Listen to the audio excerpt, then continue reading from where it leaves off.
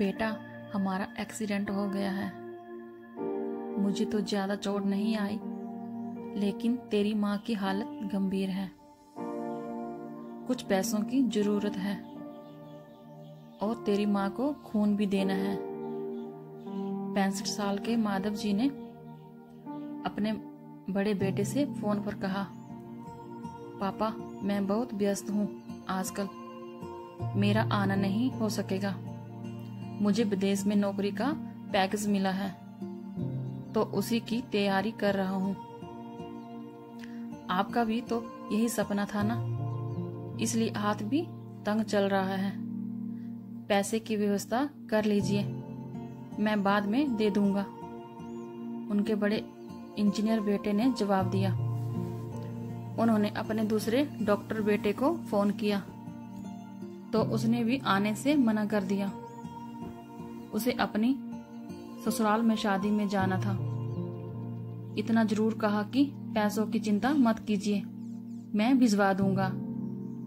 ये अलग बात है कि उसने कभी पैसे नहीं भिजवाए। उन्होंने मायूसी से फोन रख दिया। अब उस नालायक को फोन करके क्या फायदा, जब ये दो लायक बेटे कुछ नहीं कर रहे तो वो नालायक क्या कर लेगा।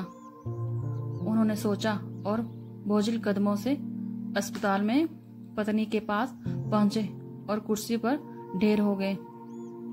पुरानी बातें याद आने लगी। माधव राय जी स्कूल में शिक्षक थे। उनके 3 बेटे और 1 बेटी थी। बड़ा इंजीनियर और मंझला डॉक्टर था। दोनों की शादी बड़े घराने में हुई थी और अपनी पत्नियों के साथ अलग अलग शहरों में रहते थे। बेटी की शादी भी उन्होंने खूब धूमधाम से की थी। सबसे छोटा बेटा पढ़ाई में ध्यान नहीं लगा पाया था। 11वीं के बाद उसने पढ़ाई छोड़ दी थी और घर में ही रहने लगा। कहता था, मुझे नौकरी नहीं करनी, अपने माता पिता की सेवा करनी है। इसी बात पर मास्टर साहब उससे बहुत नाराज रहते थे। उन्होंने उसका नाम ही नालायक रख दिया था। दोनों बड़े भाई पिता के आज्ञाकारी थे, पर वह गलत बात पर उनसे भी बहस कर बैठता था। इसलिए माधव जी उसे पसंद नहीं करते थे। जब माधव जी रिटायर हुए तो जमा पूंजी कुछ भी नहीं थी। सारी बचत दोनों बच्चों की उच्च शिक्षा और बेटी की शादी में खर्च हो गई थी। शहर में एक घर, थोड़ी जमीन और गांव में थोड़ी सी जमीन थी। घर का खर्च उनकी पेंशन से चल रहा था। माधव जी को जब लगा कि छोटा सुधरने वाला नहीं, तो उन्होंने बंटवारा कर दिया और उसके हिस्से की जमीन उसे देकर उसे गांव में ही रहने भेज दिया। हालांकि वह जाना नहीं चाहता था, पर पिता की जिद के आगे झुक गया और गांव में ही झोंपड़ी बनाकर रहने लगा। माधव जी सबसे अपने दोनों होनहार और लायक बेटों की बढ़ाई किया करते। उनका सीना गर्व से चौड़ा हो जाता था, पर उस नालायक का नाम भी नहीं लेते थे। 2 दिन पहले दोनों पति पत्नी का एक्सीडेंट हो गया था। वह अपनी पत्नी के साथ सरकारी अस्पताल में भर्ती थे और डॉक्टर ने उनकी पत्नी को ऑपरेशन करने को कहा था। पापा पापा सुनकर निंदा टूटी तो देखा सामने वही नालायक खड़ा था।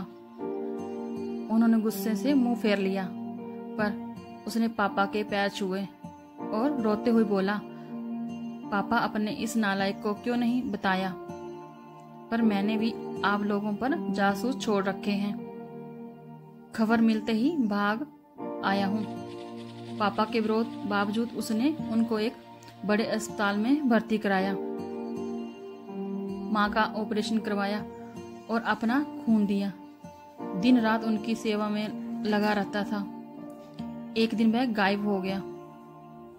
वह उसके बारे में फिर बुरा सोचने लगे थे कि तीसरे दिन वह वापस आ गया। महीने भर में ही माँ एकदम भली चंगी हो गई। वह अस्पताल से छुट्टी लेकर उन लोगों को घर ले आया। माधव जी के पूछने पर बताया कि खैराती अस्पताल था। पैसे नहीं लगे हैं। घर में नौकरानी थी ही, पर उन लोगों को छोड़कर वापस गांव चला गया। धीरे धीरे सब कुछ सामान्य हो गया। एक दिन यूं ही उनके मन में आया कि उस नालायक की खबर ली जाए। दोनों जब गांव के खेत पर पहुंचे तो झोंपड़ी में ताला देकर चौंके। उनके खेत में काम कर रहे आदमी से पूछा तो उसने कहा, ये खेत अब मेरे हैं क्या? पर ये खेत तो उन्हें बहुत आश्चर्य हुआ। हाँ, उसकी माँ की तबीयत बहुत खराब थी। उसके पास पैसे नहीं थे तो उसने अपने सारे खेत बेच दिए। वह रोजी रोटी की तलाश में दूसरे शहर चला गया है। बस ये झोंपड़ी उसके पास रह गई। ये रही उसकी चाबी, उस आदमी ने कहा। वह झोंपड़ी में दाखिल हुए तो बरबस उस नालायक की याद आ गई। टेबल पर पड़ा लिफाफा खोलकर देखा तो उसमें रखा अस्पताल का 9 लाख का बिल उनको मुंह चिढ़ाने लगा। उन्होंने अपनी पत्नी से कहा, जानकी, तुम्हारा बेटा नालायक तो था ही, झूठा भी निकला। अचानक उनकी आंखों से आंसू गिरने लगे और वह जोर से चिल्लाए, तू कहाँ चला गया नालायक? अपने पापा को छोड़कर एक बार वापस आ जा, फिर मैं तुझे कहीं नहीं जाने दूंगा। उनकी पत्नी के आंसू भी बह जा रहे थे और माधव जी को इंतजार था अपने नालायक बेटे को अपने गले से लगाने का। सचमुच बहुत नालायक था वो। कहानी अच्छी लगी हो तो लाइक और शेयर करें, कमेंट में बताएं। वो चैनल को सब्सक्राइब करना ना भूलें। धन्यवाद।